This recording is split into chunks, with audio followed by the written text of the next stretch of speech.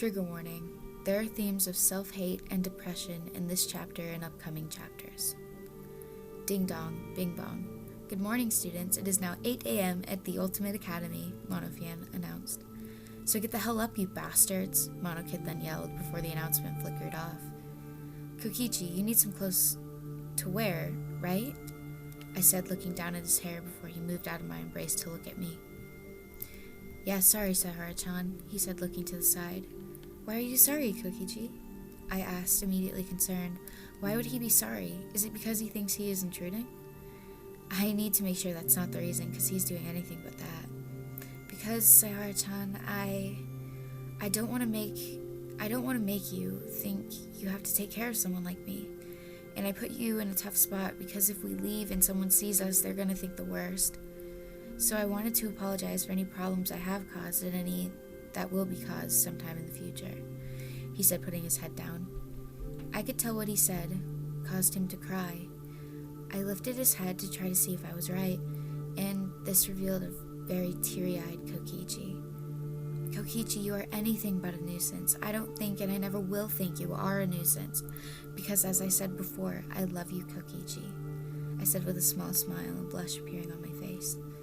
Saihara-chan, I'm sorry, you must be irritated with how I'm acting. I will try to be better for you, Saihara-chan, he said with a tight smile. Kokichi, I said before a slight pause caught my breath, while I put my hands on both sides of his face, making him have to look at me. I would never ask you to change for me, because I like you for you, okay?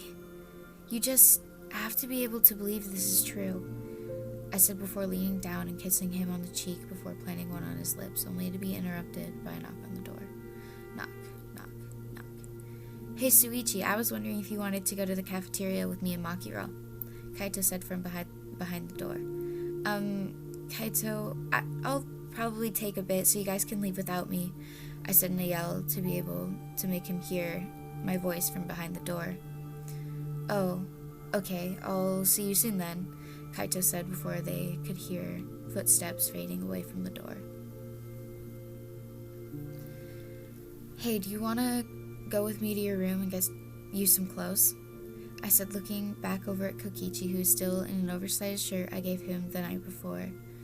Sure, we might as well be quick so they don't have to see you with the likes of me, he said the last part under his breath, and I could tell I could barely make it out. I'm going to make sure that he knows that I would love to be around him all the time. Come on, Saihara-chan, I said, grabbing his hand, pulling him off the bed. I pulled him over to the door before opening it. We walked to my room in silence to try to not bring any unwanted attention to us. I unlocked my door and pulled him in before closing it again behind us. Kokichi, your room looks cleaner than the last time I came here, Saihara said from behind me. Oh, yeah, Saihara-chan, I cleaned it while I was debating if I was going to go to your room or not, I said, feeling my face get hot. I really didn't want Saihara-chan to see the side of me, but out of anyone, I'm glad it was him. Cutting off my thoughts, Saihara-chan came over and pulled me into a hug, nuzzling his head into my hair. Saihara-chan... Shit, I didn't mean to stutter. Saihara then seemed surprised by the reaction and moved his hands to my back. They traced circles onto my back and I just fell into his embrace because I'm what you would call touch-starved. Saihara, I said before closing my eyes, leaning into the touch. I have never really liked being touched by other people, but when I'm with Saihara-chan, I feel so comfortable that I can't resist, and I want more. He traced more shapes onto my back, while all I could do is go limp in his arms, nuzzling into him to try to get more affection. I would have never thought Saihara-chan was so affectionate, but I'm not complaining. He slowly stopped and looked down at me. You really liked that, didn't you, Kokichi? I didn't even bother responding, because he probably already knew the answer.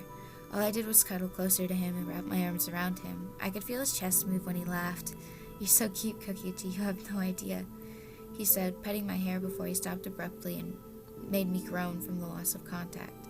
Kokichi, you almost made me forget why we came here in the first place, he said with another small laugh. Sorry, Saihara-chan, I said, pulling out of his arms and walking over to my dresser. I pulled out some clothes, and I started by putting my scarf on over all the scars on my chest. And after, I'd put on the rest of my clothes quickly. When I was done, I turned to see a flustered Saihara-chan behind me. Like what you see? When I said this with a smirk, his blush only doubled. I wasn't... He started, but I quickly cut him off, shoving the shirt he let me borrow from him from the night before into his arms. It's alright, Saihara-chan, if you looked, because I did when you were, and Saihara-chan, you're absolutely beautiful. I announced to the room after pulling him into a hug. Proud of the beautiful boy that I get to be around, and the boy that gave me cuddles this morning, and the boy that said he loved me. This thought caused my cheeks to go red. What were you thinking just now, Kokichi? He said with a smile on his red face. Saihara-chan, I was just thinking of how amazing you are, and how lucky I am that you chose someone like me. I said with a smile on my face, and for once I think it was actually genuine. I could see that he was surprised to see me actually being honest for once, and I can't say I'm not surprised by this, because I am never completely honest with anyone. What is this boy doing